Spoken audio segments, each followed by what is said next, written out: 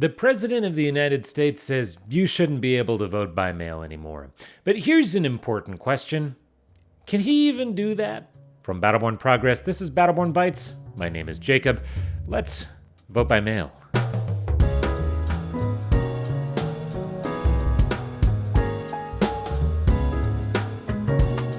Before we even get into the state of things, let's talk a little bit about how we got here in the first place. So, Nevada has had some form of vote by mail for decades, but really it's only had its current form since 2020. Before then, it was a lot more limited. That's because it was established in 1986 under a federal law called the Uniform and Overseas Citizens Absentee Voter Act, or UOCAVA. Sometimes they just roll off the tongue. That law is what it sounded like, and initially standardized the way that Americans who were overseas, because they were in the military or working for the government, could vote while they were overseas, while they were in the military or working for the government. Then, in 1993, we get the National Voter Registration Act, or the Motor Voter Law, as some people call it, because one of the provisions made it so that you could register to vote at the DMV when you were getting your driver's license.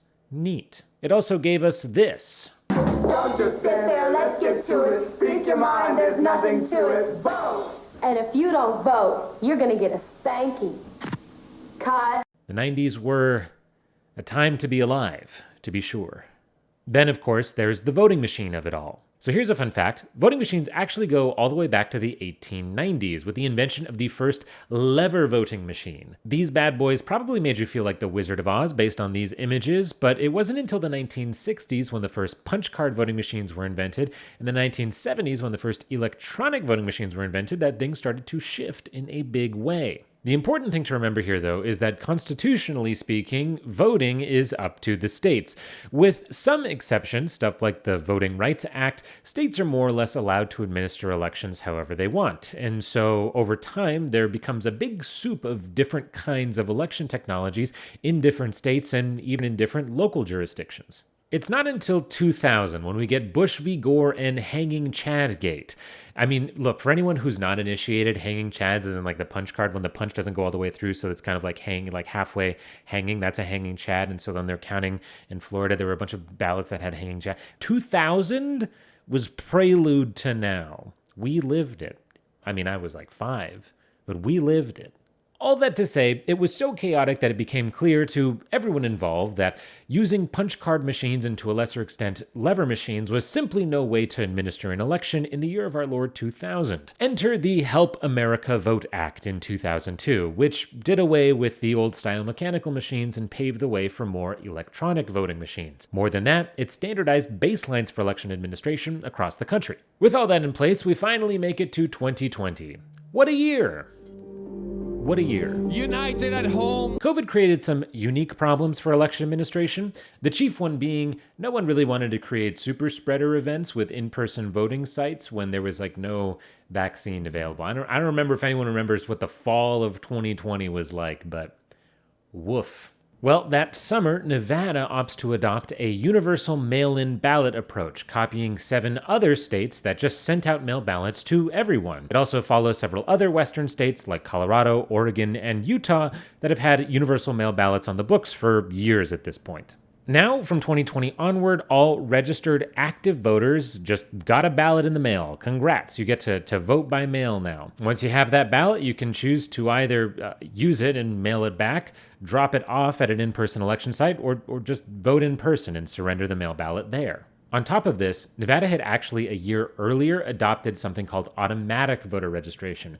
This is a version of motor voter where instead of opting into voter registration, you have to opt out of voter registration when you go to the DMV. This explodes voter registration numbers, and combined with mail-in voting, it turns out that lots of people like to vote by mail. Per the Nevada Secretary of State, more than half of all voters voted by mail in 2024. That's 53%. In primaries, where fewer people vote, and generally speaking, the stakes are a little different, that number goes even higher. 65% of all voters voted by mail in Nevada's 2024 primaries, including more than half of all Republicans. But you know where this is going. Welcome to Conspiracy Corner. Now, of course, Donald Trump loses the 2020 presidential election and immediately starts coming up with increasingly insane conspiracy theories to explain why actually, no, he didn't. It was stolen, actually, and I'm still president. No one can make me leave. See January 6th. Well, among the pieces of the big lie was a big one, which was that voting machines were actually switching votes from Republican to Democrat. There is not only no evidence for this after repeated audits, but it turns out that Fox News had to settle an $800 million defamation suit over this. So, yeah, that wasn't happening. Trump and his supporters also variably claimed that non-citizens were voting. This is not true. That dead voters were voting. This is also not true. Or that algorithms and government supercomputers were switching votes. This one also, believe it or not true. The fact of the matter is that in Nevada, at least, the then Republican Secretary of State, Barbara Sagapsky, did an audit of the 2020 election and found no widespread voter fraud. Weird how that works. What's interesting, too, about this is that when fraud does happen, it is not only rare, but gets prosecuted. Just ask the Republican who used his dead wife's ballot to cast 2 votes in the 2020 election, and then immediately got caught because he went to the media trying to claim widespread voter fraud. Wow. In the years since, these kinds of conspiracies have been ruggedly persistent. In fact, one of the funnier consequences, if you can call any of this funny, is in 2022. That's when Republican gubernatorial candidate and lawyer Joey Gilbert actually sued Joe Lombardo over the results of the 2022 Republican governor primary. Gilbert, relying on the claims of basically one expert, said that algorithms, quote unquote, had changed votes and caused him to lose. Spoiler alert, they did not.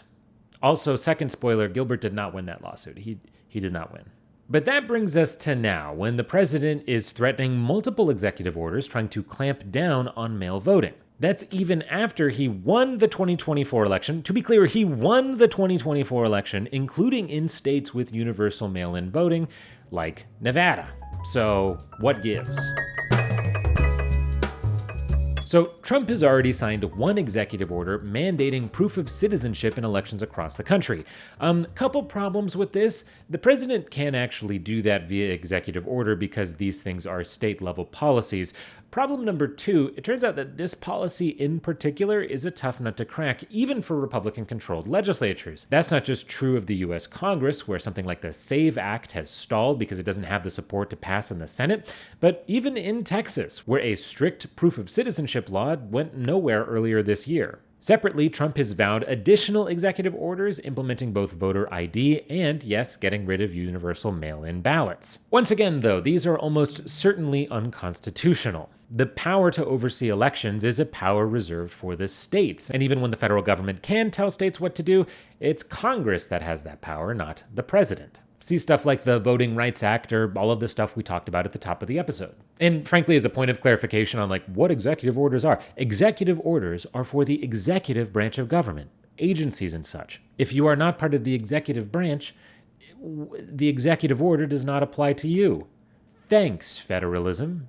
But this is the federal government we're talking about, and frankly, one of the biggest levers of power available is simply threatening to withhold money for not doing what they want you to do. For instance, ever wondered why the drinking age is 21 in every single US state? It's actually because the Reagan administration threatened to withhold highway funds to any state that didn't raise their drinking age to 21. We haven't seen anything to that scale yet, or at least on this issue, but it's certainly possible. Already, the Trump administration earlier this month moved the headquarters of the U.S. Space Force from Colorado to Alabama, and they did it expressly as punishment for Colorado using universal mail-in voting. This is to say nothing of the fact that the Trump administration has turned the withholding of already appropriated money into something of a habit. That's especially true if you're a university, after-school program, clean energy project, or foreign aid program. Also troubling, the Trump administration has started putting election deniers in key position inside the federal government. That includes appointing someone called Heather Honey, real name, in charge of election integrity at the Department of Homeland Security. Honey, for the uninitiated, distorted Pennsylvania voter information during the 2020 election, and her data has been a fixture of the election denier movement ever since. This is all made extra exciting by other attempts to meddle with the 2026 midterms in advance. One thing to watch in particular is the redistricting wars, after Texas called in its legislature to redistrict itself halfway through the redistricting cycle, which is supposed to last 10 years. California followed suit, and now the expectation is multiple state legislatures controlled by one party or the other are going to keep doing this until someone yells uncle. Or I guess until the 2026 elections happen. Or don't happen. Who knows anymore? It's a brave new world out there. We're just living in it. But that does it for today's episode. If you like the show, be sure to like and subscribe so you're the first to know when we upload a new episode. But until then, from Battleborn Progress, this has been Battleborn Bytes. My name is Jacob. We'll see you next week.